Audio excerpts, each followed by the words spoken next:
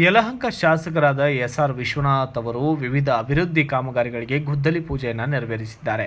ಹುಸ್ಕೂರು ಗ್ರಾಮ ಪಂಚಾಯಿತಿ ವ್ಯಾಪ್ತಿಯ ಪಿಳ್ಳಹಳ್ಳಿಯಲ್ಲಿರುವಂತಹ ಶ್ರೀ ಶಿವಕುಮಾರ ಸ್ವಾಮೀಜಿಯವರ ಬಡಾವಣೆಗೆ ಸುಮಾರು 2.5 ಕೋಟಿ ವೆಚ್ಚದ ರಸ್ತೆ ಮತ್ತು ಚರಂಡಿ ಹಾಗೂ ನೀರಿನ ವ್ಯವಸ್ಥೆ ಕಾಮಗಾರಿಗೆ ಭೂಮಿ ಪೂಜೆಯನ್ನು ನೆರವೇರಿಸಿದ್ದು, ಶಾಸಕ ಎಸ್.ಆರ್. ವಿಶ್ವನಾಥ್ ಅವರಿಗೆ ಹುಸ್ಕೂರು ಗ್ರಾಮ ಪಂಚಾಯಿತಿ ಅಧ್ಯಕ್ಷ ಡಾಕ್ಟರ್ ಬಿ. ರಮೇಶ್ ಅವರು ಸಾಥನ್ನು ನೀಡಿದ್ದಾರೆ. ಇದೇ ಸಂದರ್ಭದಲ್ಲಿ ಯಲಹಂಕ ಕ್ಷೇತ್ರದ ದಾಸನಪುರ ಹೋಬಳಿಯ ವಿವಿಧ ಪಂಚಾಯಿತಿ ವ್ಯಾಪ್ತಿಗಳಲ್ಲಿ ಅಭಿವೃದ್ಧಿ ಕಾಮಗಾರಿಗಳಿಗೆ ಚಾಲನೆಯನ್ನು ನೀಡಲಾಗಿದ್ದು, ವಿಶ್ವ ಮಹಿಳಾ ದಿನಾಚರಣೆ ಸಮಸ್ತ ಮಹಿಳೆಯರಿಗೆ ಮಹಿಳಾ ದಿನಾಚರಣೆ ಶುಭಾಶಯಗಳನ್ನು ಕೋರ್ತಾ ಈ ಶುಭ ದಿನದಲ್ಲಿ ನನ್ನ ಕ್ಷೇತ್ರದ 3 ಸ್ಲಂ ಬೋರ್ಡಿಂದ ನಿರ್ಮಾಣ ಆದಂಥ ಬಡಾವಣೆಗಳಲ್ಲಿ ತಲಾ 2 ಕೋಟಿ 20 ಲಕ್ಷ ಒಟ್ಟು 6 ಕೋಟಿ 60 ಲಕ್ಷದ ವೆಚ್ಚದಲ್ಲಿ ರಸ್ತೆ, ಕಾಂಕ್ರೀಟ್ ರಸ್ತೆ, ಚರಂಡಿ, ಕುಡಿಯೋ ನೀರಿಗೆ ಮೂಲಭೂತ ಸೌಕರ್ಯಗಳಿಗೆ ಇವತ್ತು ಗುದ್ದಲಿ ಪೂಜೆಯನ್ನು ಮಾಡಿದ್ದೀವಿ.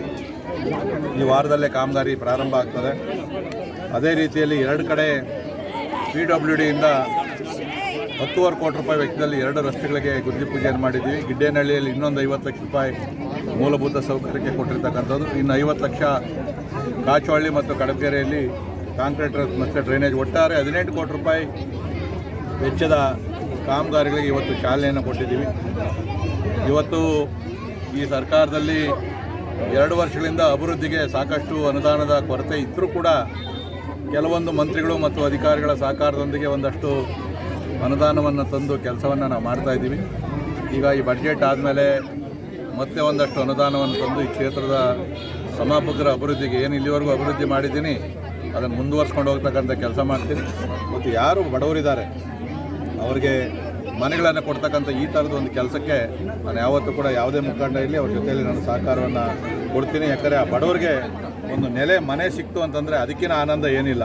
ಇಲ್ಲಾಂದರೆ ಅವ್ರಿಗೆ ಬರೋವಂಥ ಕೂಲಿನಲ್ಲಿ ಅವರ ಬಾಡಿಗೆಗಳು ಕೂಡ ಕೊಡೋಕ್ಕಾಗೋದಿಲ್ಲ. ಈಗ ಸ್ವಂತ ಮನೆಗಳನ್ನು ಕೂಡ ಮಾಡ್ತಾವ್ರೆ. ಮತ್ತು ಅವರ ಹೆಣ್ಣು ಮಕ್ಕಳಿಗೆ, ಗಂಡು ಮಕ್ಕಳಿಗೆ ಒಳ್ಳೆ ಹೆಣ್ಣುಗಳು ಕೂಡ ಕೊಡ್ತಾವ್ರೆ. ಎಲ್ಲ ಕೂಡ ಸ್ವಂತ ಮನೆ ಆಗಿರೋದ್ರಿಂದ ಅವರು ಒಂಥರ ಆನಂದವಾಗಿದ್ದಾರೆ. ಅವರು ಈ ಥರದ ಕೆಲಸವನ್ನು ನನ್ನ ಕ್ಷೇತ್ರದಲ್ಲಿ ಇನ್ನೂ ಮನೆಗಳು ಕಟ್ಟುವಂಥದ್ದಕ್ಕೆ ಸಾಕಷ್ಟು ಅವಕಾಶವನ್ನು ನಾನು ಖಂಡಿತವಾಗೂ ಮಾಡಿಕೊಡ್ತೀವಿ. ನಾವು ಪ್ರತಿನಿತ್ಯ ಎಲೆಕ್ಷನ್ ಅಂತಲೇ ಕೆಲಸ ಮಾಡ್ತಾ ಇರ್ತೀವಿ. ನಾವು ಎಲೆಕ್ಷನ್ಗೋಸ್ಕರ ಕೆಲಸ ಮಾಡೋರಲ್ಲ, ಪ್ರತಿನಿತ್ಯ ಜನಗಳ ಸಂಪರ್ಕದಲ್ಲಿರ್ತೀವಿ.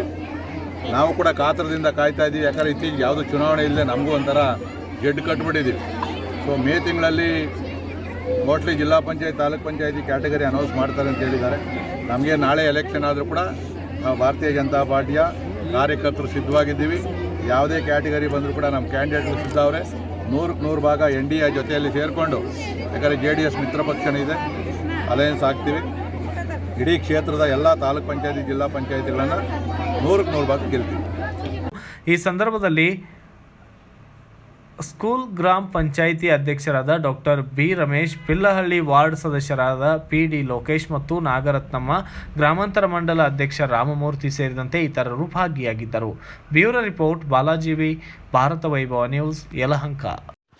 Thanks for watching. Read, discuss and debate with editor Dr. Yan Prashant Rao. Wanted reporters in print, digital and visual media for Bharat Vaibhav Daily Newspaper, BV News 5 Channel and BV Fast Web News from all the talukas of Karnataka, Goa and Maharashtra.